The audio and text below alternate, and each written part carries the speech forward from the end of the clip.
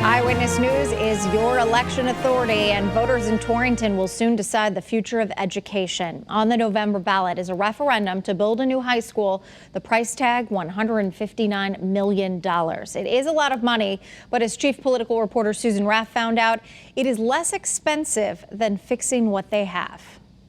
From the outside, Torrington High School looks like many Connecticut schools, but this older building has many problems. The ceiling's starting to fall in. And so I think that that building has given us 60 plus, almost 60 years of really great service, but it just can't meet the needs or the function of our everyday lives. The windows are not heat or energy efficient. There's no insulation. There have been leaks and flooding, and the entire plumbing system needs to be replaced. We were all along saying, oh, we're just gonna, we're just gonna renovate. What's the big deal? But they were surprised to learn renovating would cost more than building something new. The cost of renovation was $112 million, and the only money Torrington would get from the state would be for handicap accessibility and safety measures. Building a new school will cost $159 million. The building will also include grades 7 and 8. Plus the administrative offices, and the state will cover more than 62%.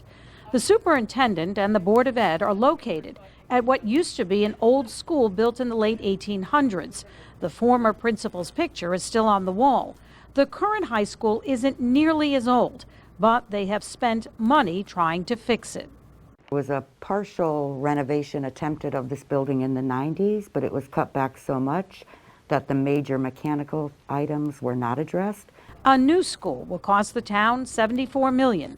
The chair of the Board of Ed says spread out over 30 years, it will cost taxpayers about 50 cents a day. Parents we spoke to say it is expensive, but worth it.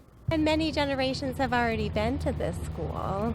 You too? I have been to this school, yeah. So future generations deserve a more modern building. I think the kids need it. I think the town needs it, quite honestly. And with the reimbursement from the state, I mean, how could you say no at this point? Why not wait?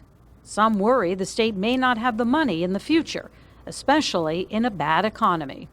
If voters say yes, the new school would be built on the existing athletic fields and could be built within 2 years. In Torrington, Susan Raff, Channel 3, Eyewitness News.